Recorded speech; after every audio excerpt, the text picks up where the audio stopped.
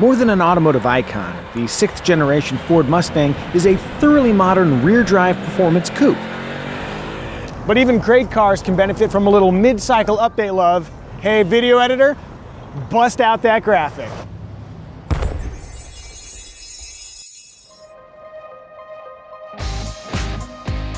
The updated Mustang enjoys a range of visual changes, including the hood, grille, front fenders, taillights, newly standard LED headlights, and new colors like this Mica Spec Orange Fury paint job. If you spent time in Mustangs from the 80s or 90s, you'll appreciate the comparative refinement of the modern car's interior. Classic and contemporary, the cabin has a tasteful look and feel, especially when adorned with optional leather-trimmed heated and cooled seats and these neat drive mode toggles. However, the center console feels cheap. This might be okay in your Hawaiian rental Mustang, but in this particular $49,000 Mustang GT, scratchy plastic feels out of place. Though I am getting a pretty fresh sound out of it. Quick aside, if you're wondering why this GT premium trim is so darn expensive, blame $10,000 in options, including $1,500 for driver assists, and $4,000 for a GT performance package that adds Brembo brakes, a Torsen limited slip differential, a retuned suspension, and 19-inch wheels with Michelin Pilot Sport tires. Okay, back to the interior. The climate and audio controls are easy to use. The optional 12-inch digital gauge cluster is vivid and delightfully customizable, and passenger space is excellent if you're in the front seat. Backseat life is more complicated for 3 reasons. The seat back flips forward, but the seat does not automatically slide up. Legroom is a little bit dicey with a lanky Brit up front, but if you put somebody like Lynn, who's pixie-sized up front, it's not that bad. Lastly, headroom is tight. Heaven help hat fanatics en route to Pebble Beach or the Kentucky Derby. On a practical note, cargo volume is a reasonable 13.5 cubic feet in the fastback and 11.4 cubic feet in the convertible. Rear seats can also be folded flat to accommodate larger cargo. At less than $27,000, a base Mustang comes well equipped with 8 airbags, including front occupant knee airbags, intelligent access with push-button start, and 2 USB inputs. Spend thousands more for the Mustang Premium trim, and you'll enjoy, among other things, dual-zone climate control, premium door trim, and Sync 3 infotainment. As far as infotainment systems are concerned, Sync 3 is a good one. Its 8-inch touchscreen is easy to navigate, quick reacting, and Apple CarPlay and Android Auto come standard. Hooray! There's also a Ford Pass app that lets owners locate, lock, and start their Mustang with a smartphone. Dazzling as that is, we're more impressed with how the Mustang drives.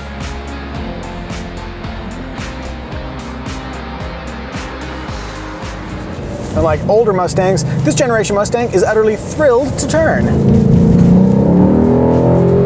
Precise steering with helpful feedback makes the modern Stang a brilliant partner on winding roads and unimpeded on-ramps. Ride quality is fine, though for the best blend of agility and comfort, add the $1,700 Magna Ride adjustable shocks and skip the optional 19-inch wheels.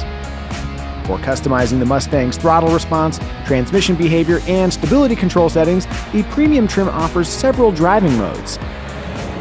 On-the-fly adjustability is awesome, but just remember, when you go into one of the racier modes, like race mode, it also affects stability control, so you will have to actually drive the car. You have been warned. In the engine lineup, there are no bad choices. The base 2.3-liter 4-cylinder EcoBoost engine is plenty powerful, returns more than 30 mpg on the highway, and can hit 60 miles per hour in less than 5 seconds. For balanced performance and efficiency, the 4-cylinder is a perfectly reasonable choice.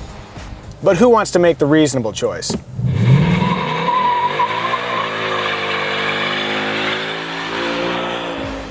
As the automotive gods intended, the Mustang GT comes with a 5-liter V8 for about $36,000, including destination charges. It sounds powerful, and more importantly, it is powerful. Ford says the Mustang GT can accelerate from 0 to 60 in less than 4 seconds, and I believe them because we are cutting off the video right now. For quick departures, the manual transmission offers launch control, while the automatic uses drag strip mode to minimize power interruptions between gear changes. There's also a standard line lock feature that clamps the front brakes for effortless burnouts. Use that power wisely, or as close to wisely as you can muster. One other neat feature is an available active performance exhaust with varying loudness levels and a time-configurable quiet start mode so you don't wake the neighbors. This one doesn't have that. Choose a Mustang GT Coupe with the standard 6-speed manual transmission, and the EPA thinks you'll see this kind of fuel efficiency. Expect a 1 mpg bump in the city with the $1,600 10-speed automatic transmission. Speaking of the automatic, I'm conflicted. I'm utterly devoted to the dying art of manual gear changes, but the 10-speed automatic is just plain good. And yes, after everything I say, I will accelerate. See? You'll notice that with 10 ratios, engine revs stay in the sweet spot for supreme acceleration. With a mellower throttle foot, all those gear changes are largely transparent. One note though, if you're cruising on the freeway in 10th gear and you want to downshift proactively for a corner that's up ahead, let's say you want to go to 3rd gear, that is 7 full taps so you can be in the right gear. It's a lot of gears to have to work through to get to 3rd, but I'm there. Nonetheless, with massive power, rear-wheel drive, and a sophisticated automatic transmission, Ford Mustang grants its driver visceral, dramatic acceleration on demand. Though I still prefer the manual.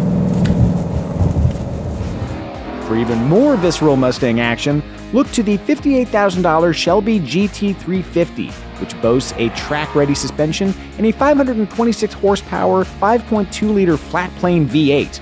And here's what it looks like being driven stupidly at a racetrack. As you've gathered, we like the Ford Mustang, but there are other ponies in the sea. The Chevrolet Camaro is a prime competitor, and in ZL1 guise, sports a serious horsepower advantage over the most powerful Mustang, at least until the GT500 arrives. There's also the Dodge Challenger, which offers seating for 5, available all-wheel drive, and absurd Hellcat and Demon variants for your tire thrashing needs.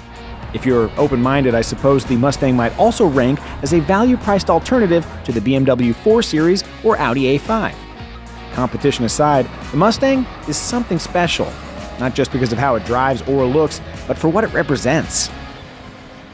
With Ford dismantling its American car lineup, excluding the Mustang, to focus on more profitable vehicles like pickup trucks and SUVs, this really is the past, present, and future of Ford cars.